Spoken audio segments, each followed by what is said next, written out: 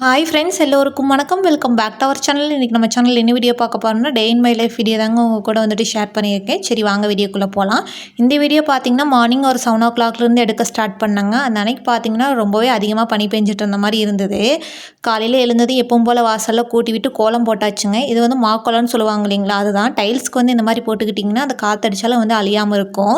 இந்த ஒர்க்லாம் பண்ணி முடிச்சுட்டு கிச்சனுக்குள்ளே என்டர் ஆகிறப்பவே பார்த்தீங்கன்னா ஒரு 7:30க்கு பக்கமாக இருக்குங்க. மார்னிங் பிரேக்ஃபாஸ்ட் வந்து ரொம்ப பொறுமையாக தான் குக் பண்ணுற மாதிரி இருந்தது. ஏன்னா ஹஸ்பண்ட்க்கு வந்துட்டு மதியத்துக்கு மேலே தான் ஒர்க் இருக்கிறதா சொல்லியிருந்தாங்க. அதனால் ஹரிபரி குக்கிங் எல்லாமே ரொம்ப பொறுமையாக தான் பார்த்து பண்ணிகிட்டு இருந்தேன்.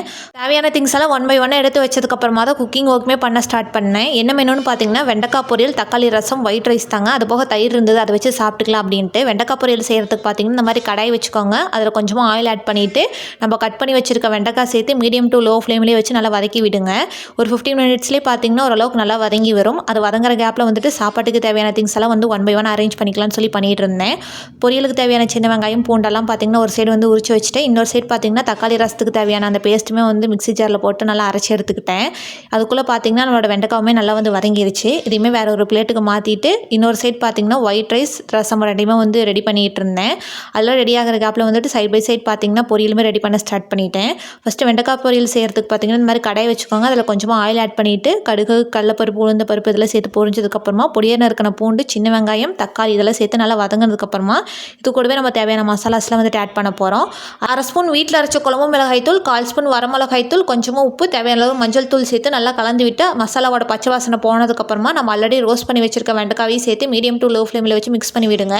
வெண்டைக்காய் பார்த்தீங்கன்னா ஒரு 10 நிமிஷத்தில் நல்லா சுருண்டு வதங்கி வரும். இந்த ஸ்டேஜில் நம்ம அப்படியே சர்வ் பண்ணுறாலும் பண்ணலாம். எனக்கு வந்துட்டு தேங்காய் பூ சேர்த்தா ரொம்ப பிடிக்குங்க. அதனால் தேங்காய் பூ சேர்த்து தேங்காய் பூவோட ஈரப்பதெல்லாம் போகிற அளவுக்கு நல்லா வதங்கினதுக்கப்புறமா இறக்கி சேவ் பண்ணியிருந்தேன். ரொம்பவே டேஸ்ட்டாக இருந்தது. எனக்கும் சரி ஹஸ்பண்ட்க்கும் சரி இந்த மாதிரி வெண்டைக்காய் பொரியல்லாம் வந்து ரெடி பண்ணுறோம் அப்படின்னு இதுலேயும் வந்து வச்சு சாப்பிட்டுக்கோங்க. பெருசாக சாம்பார்லாம் வந்து எதுவுமே தேவைப்படாது. அதெல்லாம் ரெடி பண்ணி முடிச்சதுக்கப்புறமா சைட் பை சைட் பார்த்தீங்கன்னா இருந்த வெசல்ஸுமே வந்து வாஷ் பண்ணி எடுத்தாச்சு. அதெல்லாம் பண்ணி முடிச்சதுக்கப்புறமா மெயினான வேலையை பார்த்தீங்கன்னா கிச்சனில் வந்து க்ளீன் பண்ணுறது தான். எந்த ஒரு ஒர்க் வேணாலும் நம்ம டெய்லி வந்து ஸ்கிப் பண்ணிடலாம். ஆனால் இந்த ஒர்க் வந்து கம்பல்சரி வந்து ஸ்கிப் பண்ண முடியாது. நான் என்ன பண்ணுவேன்னா முடிஞ்ச அளவு குக்கிங் ஒர்க்கில் சீக்கிரமாக பண்ணி முடிச்சதுக்கப்புறமா கையோட அப்போவே வந்து க்ளீன் பண்ணி விட்டுருவாங்க. ஏன்னா சாப்பிட்டு முடிச்சதுக்கப்புறமா இந்த க்ளீனிங் ஒர்க்கில் போய் பண்ணுறதுனா எனக்கு ரொம்பவே சோம்பேறித்தனமாயிரும். அதனால் முடிஞ்ச அளவுக்கு அப்பப்போவே வந்து பண்ணிக்குவேன். அப்படி பண்ண முடியாத பட்சத்தில் பார்த்தீங்கன்னா சாப்பிட்டு முடிச்சதுக்கப்புறமா வந்து பண்ணுவேன். சாப்பாடுலாம் எடுத்துகிட்டு வந்து ஹாலில் வச்சதுக்கப்புறமா அடுத்ததாக கார்டனுக்கு தாங்க வந்துட்டுருக்கேன். ரீசெண்டாக நம்ம வீட்டு கார்டனில் பார்த்தீங்கன்னா பூவெல்லாம் கொஞ்சம் அதிகமாகவே பூத்துட்ருக்கு. இந்த பூவெல்லாம் வச்சு தான் நான் உருளி டெக்கரேஷன்லாம் வந்துட்டு பண்ணிகிட்ருக்கேன். உருளி வந்ததுலேருந்தே பார்த்தீங்கன்னா டெய்லி எனக்கு இது டெக்கரேஷன் பண்ணுறது ஏதாவது வேலையாக இருக்குங்க. இது பண்ணலாமா அது பண்ணலாமான்னு சொல்லி ஏதாவது யோசிச்சுக்கிட்டே இருக்கேன். அந்த ஒயலட் கலர் பூ வச்சுமே பார்த்தீங்கன்னா கொஞ்சம் பிளெயினாக இருந்த மாதிரி இருந்தது. அதை கொஞ்சம் ஃபில் பண்ணுறதுக்காக கொஞ்சம் செவந்தி பூவோட பெட்டல்ஸ் இருக்குது இல்லைங்களா, அதை அப்படியே மேலே வந்து போட்டு விட்டுருந்தேன். அது வச்சதுக்கப்புறமா ரொம்பவே அழகாக இருந்தது. அது மட்டும் இல்லாமல் இதோட ஃப்ராக்ரன்ஸுமே பார்த்தீங்கன்னா ஹால் ஃபுல்லாக இருந்த மாதிரியே இருந்தது. அதெல்லாம் எடுத்து வச்சுட்டு மார்னிங் பிரேக்ஃபாஸ்ட்டுமே சாப்பிட வந்தாச்சுங்க. ஒயிட் ரைஸ், தக்காளி ரசம், வெண்டைக்காய் பொரியல் தான். நல்லா சூப்பராக சாப்பிட்டு முடிச்சுட்டு ஹஸ்பண்டுக்கு மதியத்துக்கு மேலே ஒர்க்குங்கிறதுனால அவங்க கொஞ்சம் நேரம் வந்து ரெஸ்ட் எடுத்துகிட்டு இருந்தாங்க.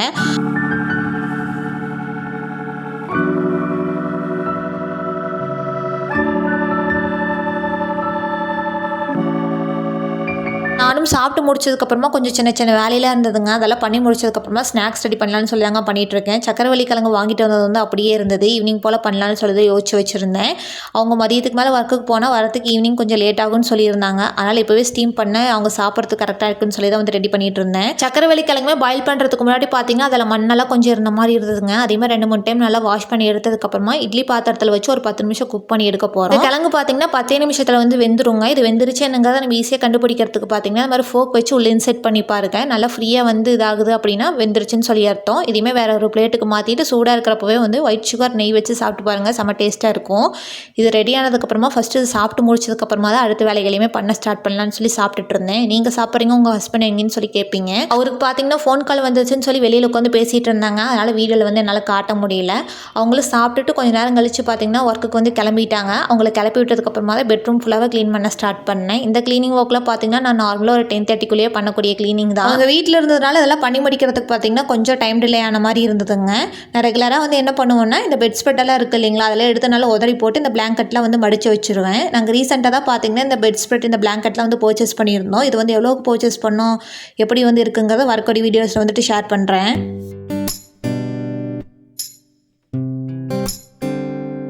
அதெல்லாம் எடுத்து அரேஞ்ச் பண்ணி வச்சதுக்கப்புறமா பார்த்தீங்கன்னா வீடு ஃபுல்லாக கூட்டி விட்டதுக்கப்புறமா இண்டோர் பிளான்ஸ்க்குலாம் தண்ணி ஊற்றலான்னு தாங்க ஊற்றிட்டு இருக்கேன். இதுக்குமே பார்த்தீங்கன்னா டெய்லியெல்லாம் தண்ணி ஊற்றணும்லாம் கிடையாது. 2 days ஒன்ஸ் வந்து ஊற்றினா போதுங்க. இது வச்சுமே பார்த்தீங்கன்னா 1 week மேலே ஆகுதுங்க. நல்லாவே க்ரோத் வந்து சூப்பராகவே இருக்குது. அதெல்லாம் வச்சதுக்கப்புறமா பார்த்தீங்கன்னா ட்ரெஸ் எல்லாம் கொஞ்சம் அயன் பண்ண வேண்டியது இருந்தது. அதெல்லாம் பண்ணலான்னு சொல்லி அயன் பாக்ஸில் எடுத்து வச்சுட்ருக்கேன். ட்ரெஸ் அயன் பண்ணுறதுமே பார்த்தீங்கன்னா ஒரு செட்டு 2 செட்டெல்லாம் இல்லைங்க, ஒரு 10 செட் கிட்ட வந்து சேர்ந்துருச்சு. நான் என்னோட ட்ரெஸ்ஸை பொறுத்த வரைக்கும் நான் ஃப்ரீயாக இருக்கிறப்போ வந்து அயன் பண்ணி வச்சுக்குவாங்க. ஹஸ்பண்ட் பார்த்தீங்கன்னா அவங்க ஒர்க்குக்கு போகிறப்ப டெய்லி அயன் பண்ணி வந்து போட்டுக்குவாங்க. அப்படி எனக்கு டைம் இருக்கிறப்ப அவங்க ஷர்ட்டு வந்து அயன் பண்ணி வைப்பேன். ஏன்னா இதெல்லாம் அப்பப்போ அயன் பண்ணி வச்சிட்டோன்னா நமக்கு ரொம்பவே ஈஸியாக இருக்குங்க. எங்கேயாவது சடனாக வந்து வெளியில் கிளம்புறோங்கிறப்ப நம்ம எடுத்து ஈஸியாக வந்து வேர் பண்ணிட்டு போய்க்கலாம். இது அயன் பண்ணுறதுமே பார்த்தீங்கன்னா ரொம்பவே சிம்பிளுங்க. ஃபஸ்ட்டு இந்த மாதிரி டாப்ஸை ஃப்ரண்ட் அண்ட் பேக் சைடு வந்து நல்லா நீட்டாக அயன் பண்ணிக்கோங்க. அடுத்தது பேக் சைடு திருப்பிட்டு அந்த ஹேண்ட் ரெண்டையும் பார்த்தீங்கன்னா உள் சைடு வச்சு அதை டபுளாக வந்து ஃபோல்ட் பண்ணிக்கோங்க. அடுத்து லெஃப்ட் அண்ட் ரைட் சைடு வந்து நல்லா நீட்டாக ஃபோல்ட் பண்ணிவிட்டு அதை அயன் பண்ணிவிட்டு மறுபடியும் அதை டபுளாக ஃபோல்ட் பண்ணிக்கோங்க. அடுத்தது கடைசியாக பார்த்தீங்கன்னா ஒரு ட்ரிப்பிளாக ஃபோல்ட் பண்ணி இந்த மாதிரி அயன் பண்ணி எடுத்துட்டிங்கன்னா நம்மளோட டாப் வந்து நீட்டாக வந்து அயன் ஆயிருங்க.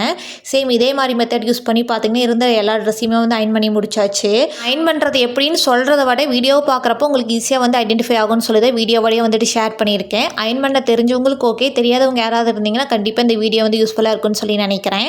அயன் பண்ண ட்ரெஸ்ஸுமே பார்த்தீங்கன்னா பீரோவில் எடுத்து வைக்கிறதுக்கு முன்னாடி எல்லாம் தனித்தனியாக வந்து பிரித்து வச்சாச்சுங்க. ஏன்னா 3 பீஸ் செட் தனியாக, சிங்கிள் பீஸ் செட் தனியாக, அந்த மாதிரி தனித்தனியாக வைக்கிறப்போ நமக்கு எடுத்து யூஸ் பண்ணுறதுக்கு ரொம்ப ஈஸியாக இருக்கும். அது மட்டும் இல்லாமல் ஐடென்டிஃபை பண்ணுறதுக்கும் ரொம்பவே ஈஸியாக இருக்கிற மாதிரி இருக்கும். நான் வந்துட்டு இந்த மாதிரி தான் பீரோவில் ட்ரெஸ் எல்லாம் வந்து ஆர்கனைஸ் பண்ணி வைப்பாங்க. இதெல்லாம் பண்ணி முடிச்சதுக்கப்புறமா அடுத்த வேலையை பார்த்தீங்கன்னா கிச்சனில் ஒரு பெரிய வேலை இருக்குது, அதை பண்ணலான்னு சொல்லி தான் போயிட்டு இருக்கு. என்ன வேலைன்னு பார்த்தீங்கன்னா மசாலாஸ்லாம் இருக்கான்னு சொல்லி செக் பண்ணி பார்க்கறது தான். வீட்டில் அரைச்ச மசாலாஸ்லாம் பார்த்தீங்கன்னா ஆல்மோஸ்ட் எல்லாமே வந்து காலி ஆயிடுச்சு. இந்த வீக் சண்டே வந்து அம்மா அப்பா வரதா சொல்லியிருக்காங்க.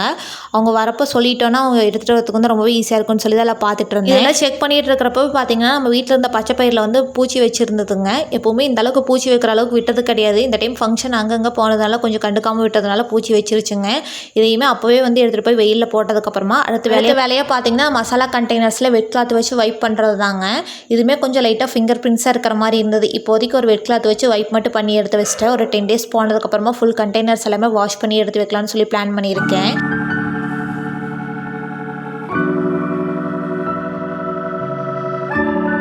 மசாலா கண்டெய்னர்ஸில் வைப் பண்ணி முடிச்சதுக்கப்புறமா அப்போவே என் கண்ணில் தென்பட்டது பார்த்தீங்கன்னா இந்த டேட்ஸ் டப்பா தாங்க. நான் டெய்லி 2 டேட்ஸ் வந்து கம்பல்சரி வந்து சாப்பிட்டுட்டே இருப்பேன். இதுவுமே வந்து அப்பப்போ மறந்துடுவேன்னு சொல்லிட்டு என்ன பண்ணியிருக்கேன்னா அந்த ஷெல்ஃபில் வந்து முன்னாடியே வந்து வச்சுருக்கேன். ஏன்னா அதை பார்க்குறப்போ ஞாபகம் வந்து அப்பப்போ எடுத்து சாப்பிடுவோம் இல்லைங்களா, அதுக்காக தான். இந்த டேட்ஸ் அந்த வாட்டர் பாட்டில் ரெண்டுமே பார்த்தீங்கன்னா கண்ணு முன்னாடியே வந்து இருந்துகிட்ருக்கும். ஏன்னா அதெல்லாம் அப்பப்போ மறந்தோன்னா கூட அதை பார்க்குறப்ப ஞாபகம் வந்து எடுத்து சாப்பிடுவோம். நீங்களும் இந்த மாதிரி வந்து வச்சுக்கோங்க. அப்பப்போ நம்ம ஹெல்த்தி வந்து கவனிச்சிக்கோங்க. அதெல்லாம் பண்ணி முடிச்சதுக்கப்புறமா சாமி ரூமில் கொஞ்சம் க்ளீனிங் ஒர்க்கில் இருந்ததுங்க. அதெல்லாம் வந்து பண்ணலான்னு சொல்லி தான் பண்ணிகிட்ருக்கேன். இந்த க்ளீனிங் ஒர்க்குமே பார்த்தீங்கன்னா பெருசால எதுவும் கிடையாதுங்க. ரெகுலராக பண்ணக்கூடிய க்ளீனிங் தான். ஏன்னா ஈவினிங் போல் சாமி கும்பிட்றதுக்கு வந்து ஈஸியாக இருக்கணுங்கிறதுக்காக கொஞ்சம் முன்னாடியே வந்து பண்ணி வச்சிட்டேன். பூஜை ரூம் க்ளீனிங்லாம் பண்ணி முடிச்சுட்டு அப்படியே கொஞ்சம் நேரம் ரிலாக்ஸாக உட்காந்து டிவி பார்த்துட்டு இருந்தாங்க. டிவிலாம் பார்த்து முடிச்சுட்டு ஒரு 1 o'clock மேலே பார்த்தீங்கன்னா மதிய லஞ்சுமே சாப்பிட்டு முடிச்சாச்சு. காலையில் வச்ச பொரியல் இருந்தது, அது கூடவே கொஞ்சமாக பீக்கங்காய் குழம்பு மட்டும் ரெடி பண்ணிக்கிட்டேன். ஆல்ரெடி பீக்கங்காய் குழம்புக்கான டீட்டெயில் வீடியோ வந்து ஷேர் பண்ணிட்டதுனால இந்த டைம் நான் டீட்டெயிலாக வந்து வீடியோ எதுவுமே எடுக்கலாம். நல்லா மதிய லஞ்செல்லாம் சூப்பராக சாப்பிட்டு முடிச்சதுக்கப்புறமா கொஞ்சம் நேரம் வந்து ரெஸ்ட்டு தான். ரெஸ்ட் எடுக்கிறதுனால மதிய டைமில் வந்து தூங்கலாம் மாட்டேங்க. கொஞ்சம் நேரம் வந்து ஃபோன் பார்த்துட்டு இருப்பேன். அப்படி இல்லைன்னா புக்ஸ் ஏதாவது வந்து படிப்பேன். புக்ஸ்மே பார்த்தீங்கன்னா பெருசால் எதுவும் கிடையாதுங்க. வீக்லி ஒன்ஸ் அந்த நியூஸ் பேப்பர் கூட அந்த ஃப்ரீ அந்த புக் கொடுப்பாங்க இல்லைங்களா, அதுதான். அதிலே பார்த்தீங்கன்னா அந்த ஹேண்ட் கிராஃப்டட் ஐட்டம்ஸ், இந்த குக்கிங் டிப்ஸ், கிச்சன் டிப்ஸ், இந்த மாதிரி இதெல்லாம் வந்து போட்டிருப்பாங்க. எனக்கு அதெல்லாம் படிக்கிறதுக்கு வந்து ரொம்பவே பிடிக்கும். அதெல்லாம் பார்த்துட்ருப்பேன். அதெல்லாம் பார்த்து முடிச்சுட்டு ஈவினிங் ஒரு 4 மணிக்கு மேலே டீலாம் போட்டு குடிச்சிட்டு வேறு ஏதாவது ஒர்க் இருந்தால் பார்த்துட்ருப்பாங்க. அந்த அன்றைக்கி பார்த்தீங்கன்னா குளிச்சுட்டு கொஞ்சம் போர் அடிக்கிற மாதிரி இருந்தது. அதனால் மொட்டை மாடிக்கு வரலான்னு சொல்லி மேலே வந்தாச்சு. மேலே வந்து அப்படி கொஞ்சம் நேரம் வாக்கிங் போயிட்டு அப்படியே சுற்றி வேடிக்கை பார்த்துட்டு இருந்தாங்க. மார்னிங் டைம் ஈவினிங் டைம் 2 நேரம் பார்த்தீங்கன்னா மேலே வந்து பார்க்குறதுக்கு ரொம்பவே சூப்பராக இருக்கும். ஏன்னா சுற்றி தென்னந்தோப்பெல்லாம் இருக்கும் இல்லையா, அதனால் ஜில்லுன்னு அந்த காற்று அடிக்குங்க. அதுக்காகவும் மேலே வந்து நிற்கிறதுக்கு ரொம்பவே சூப்பராக இருக்கும். அங்கே நின்று நல்லா மைண்டெல்லாம் ரிலாக்ஸ் பண்ணி முடிச்சதுக்கப்புறமா ஈவினிங் 6 மணிக்கு மேலே வந்து தீபமெல்லாம் போட்டு நல்லா திருப்திகரமாக சாமியெல்லாம் கும்பிட்டு முடிச்சதுக்கப்புறமா நைட் டின்னருக்கான வேலையுமே பண்ண ஸ்டார்ட் பண்ணியாச்சுங்க.